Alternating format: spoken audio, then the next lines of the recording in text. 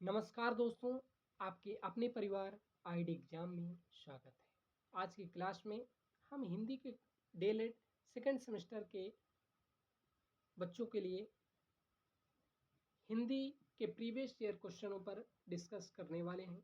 तो आप सभी वीडियो को अपने मित्रों में शेयर कर दीजिए और वीडियो के लास्ट तक बने रहें। तो आज का हमारा पहला क्वेश्चन है, हम आज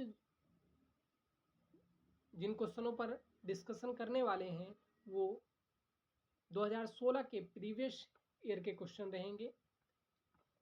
तो आज का हमारा पहला क्वेश्चन है, बच्चों को कहानी सुनाते समय बीच बीच में उनकी कल्पनाशीलता को जागृत करने के लिए पूछना चाहिए। हमको जब बच्चों को हम कहानी सुनाते हैं तो बीच बीच में हमको क्या करना चाहिए, कल्पनाशीलता को जागृत करने के लिए उनको प्रश्न पूछना चाहिए। तो उससे क्या होगा, तो इसमें क्या होगा, वर्णात्मक प्रश्न, विकासात्मक प्रश्न या व्याख्यात्मक प्रश्न या विश्लेषणात्मक प्रश्न। तो क्या हो जाएगा, विकासात्मक प्रश्न। चलते हैं नेक्स्ट क्वेश्चन की तरफ।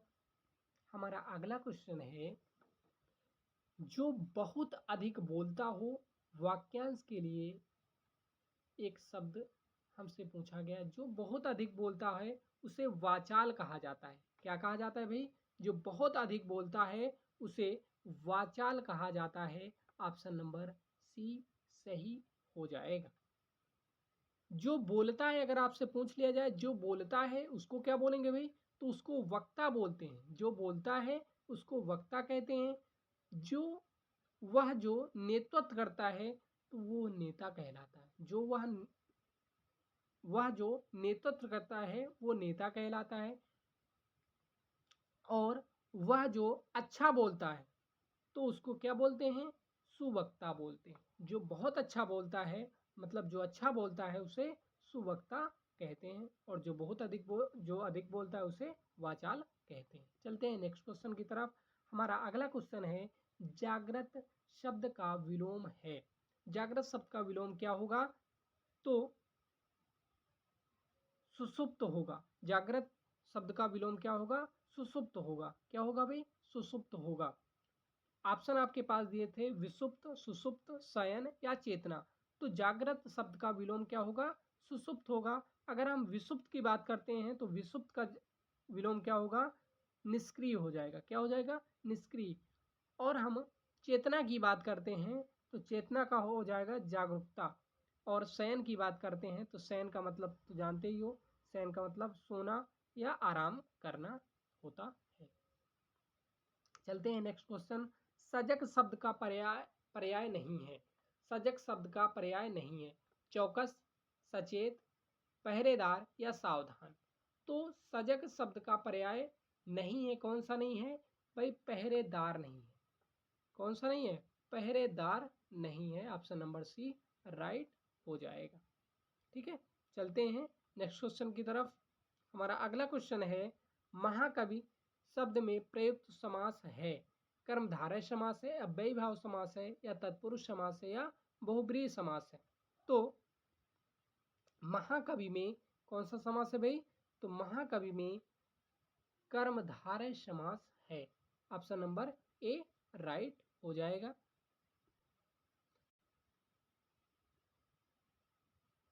चलते हैं नेक्स्ट क्वेश्चन पर। हमारा अगला क्वेश्चन है, प्रति उपसर्ग से बनने वाले दो शब्द हैं। तो प्रति उपसर्ग से बनने वाले प्रतिकूल हो सकता है। ठीक है, दो शब्द कौन कौन से होते हैं, अतिलघु में आ गए हम लोग। तो प्रति से यानी कि उपसर्ग, उपसर्ग का मतलब ये ऐसे याद रखो, उपसर्ग का मतलब आगे, जो आगे लग करके शब्द बनाए जाते हैं वो उपसर्ग कहलाते हैं। और जो पीछे लगते हैं उन्हें प्रत्यय कहते हैं। ठीक है, तो प्रतिधन कूल, प्रतिकूल, प्रतिदिन प्रतिदिन, प्रतिज्ञा, प्रतिधन, आज्ञा। तो दो शब्द मिलकर बन जाएंगे। चलते हैं, कारक शब्द में कौन सा प्रत्यय लगा हुआ है। कारक शब्द में कौन सा, देखो अभी हमने प्रत्यय की बात किया ना, तो प्रत्यय पीछे लगते हैं। तो कारक शब्द में अक प्रत्यय लगा हुआ है। कारक शब्द में कौन सा प्रत्यय लगा हुआ है, पीछे अक लगा हुआ है। तो कारक शब्द में अक प्रत्यय लगा हुआ है। चलते हैं नेक्स्ट क्वेश्चन में। ईश ने पत्र पढ़ा, वाक्य में कौन सा लकार प्रयुक्त है? तो ईश ने पत्र पढ़ा वाक्य में लंग लकार भूतकाल है। ईश ने पत्र पढ़ा तो इसमें क्या होगा भाई? लंग लकार भूतकाल। ठीक है, चलते हैं नेक्स्ट क्वेश्चन। बालक बहुत तेज दौड़ता है, वाक्य में किस क्रिया विशेषण का प्रयोग हुआ है? बालक बहुत तेज दौड़ता है, वाक्य में क्या है? रीत क्रिया विशेषण है। रीत क्रिया विशेषण है। रीत क्रिया विशेषण की रीति या तरीके को बताता है। क्या करता है भाई? इस वाक्य में तेज जो है क्रिया विशेषण है। तेज जो और दौड़ना क्या है? क्रिया की रीति है, अर्थात बालक किस तरह दौड़ रहा है। तो तेज जो है क्रिया विशेषण है और दौड़ना क्रिया की रीति को बता रहा है। चलते हैं नेक्स्ट क्वेश्चन में। वर्णन शब्द के दो पर्यायवाची शब्द हैं। वर्णन के दो पर्यायवाची कौन से हैं? चित्रण। वर्णन के दो पर्यायवाची कौन से हैं? चित्रण या कथन। चित्रण या कथन, या व्याख्या या विवरण या उल्लेख या चर्चा, ये वर्णन के ही पर्यायवाची हैं। चलते हैं नेक्स्ट क्वेश्चन में। सर्वनाम शब्द के दो उदाहरण लिखिए। सर्वनाम को कौन कौन से उदाहरण हो सकते हैं? मैं, तुम, हम, ये सभी क्या हैं? सर्वनाम के उदाहरण हैं, लेकिन उनका वाक्य प्रयोग भी करना है। जैसे यह शब्द स्वयं के लिए प्रयुक्त होता है। जो मैं होता है ये किसके लिए? स्वयं के लिए प्रयुक्त होता है। तुम, यह शब्द सुनने वाले व्यक्ति को दर्शाता है। या हम, ये भी सर्वनाम है। तो ये सर्वनाम शब्द के दो उदाहरण हैं। चलते हैं नेक्स्ट क्वेश्चन की तरफ। हमारा अगला क्वेश्चन है,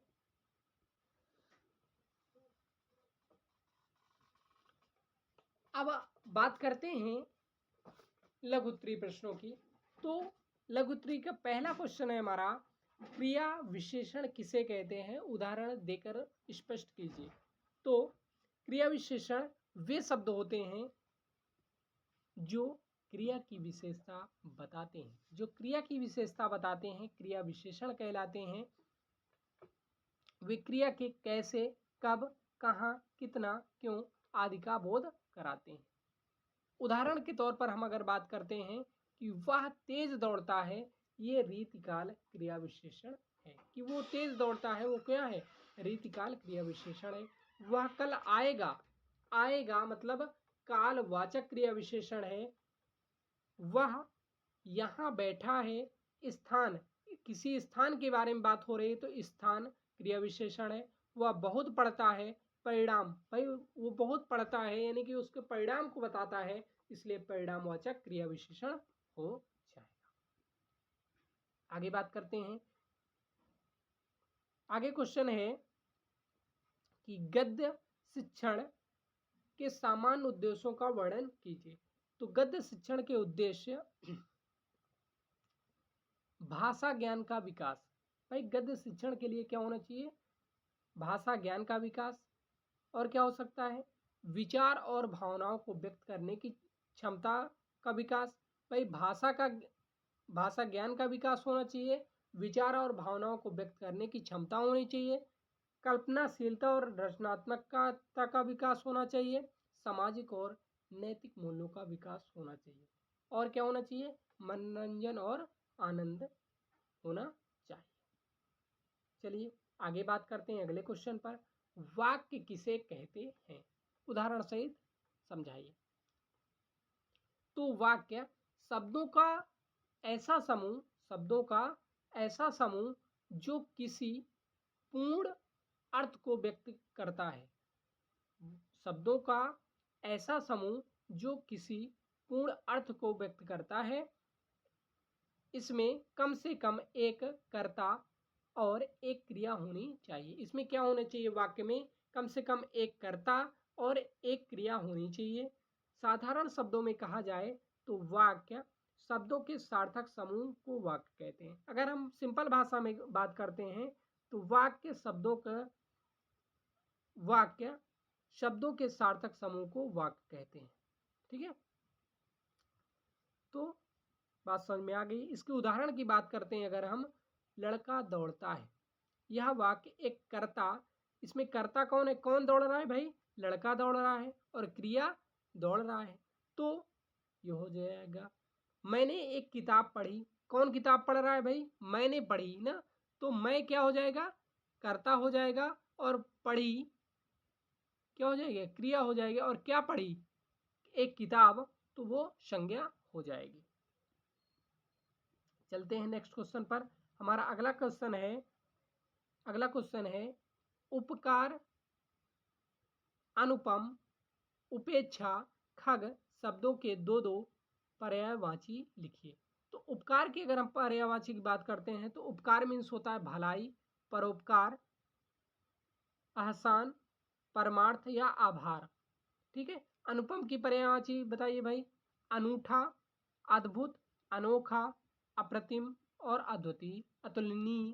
ठीक है, ये किसकी है, अनुपम की। उपेक्षा की, अनादर, तिरस्कार, अवहेलना, अपमान। और खग, खग मीन्स होता है पक्षी।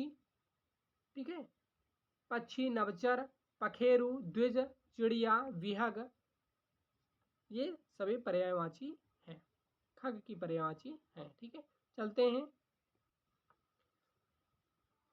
आते हैं नेक्स्ट क्वेश्चन पर। समास किसे कहते हैं, बहुब्रीहि समास के दो उदाहरण लिखिए। समास क्या है, समास का तात्पर्य संक्षिप्तीकरण होता है, अर्थात छोटा रूप होता है।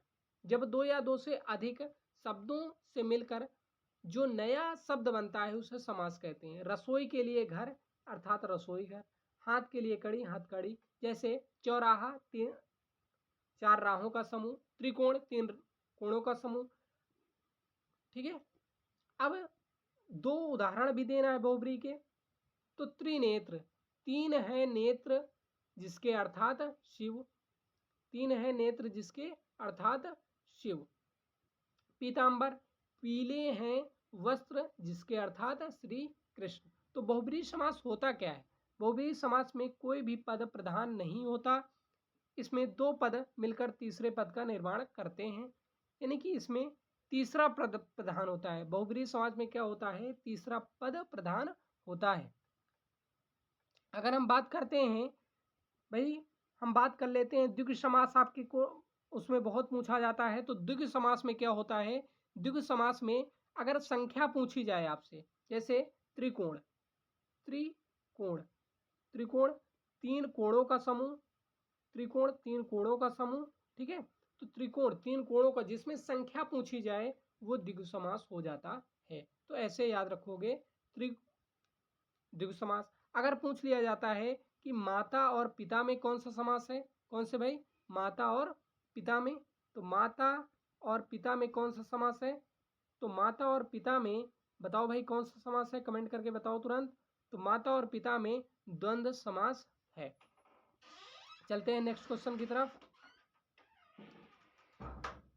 अगला क्वेश्चन है विपरीतार्थक शब्द से क्या तात्पर्य है, मुक्ति, लौकिक, वादी तथा संयोग शब्दों के विलोम शब्द लिखिए। मतलब आपको विलोम लिखना है, वे शब्द होते हैं जिनके अर्थ विपरीत एक दूसरे के विपरीत होते हैं। जैसे हम अगर बात करें दिन, और दिन का क्या होगा विपरीत, रात हो जाएगा।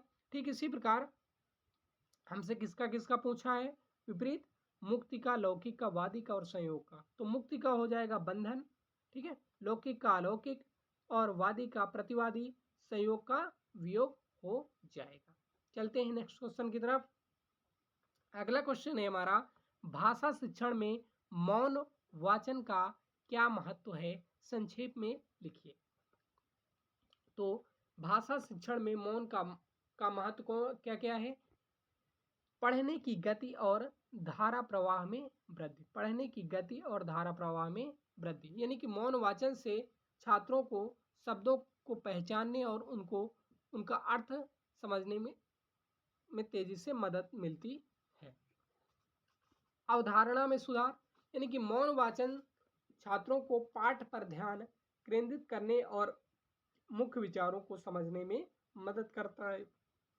और क्या होता है भाई, शब्द भंडार का विकास करता है, एकाग्रता में वृद्धि लाता है और आत्मविश्वास में वृद्धि आती है। यानी कि मौन वाचनों छात्रों को अपने पढ़ने की क्षमता में विश्वास जागृत होता है या विकसित होता है।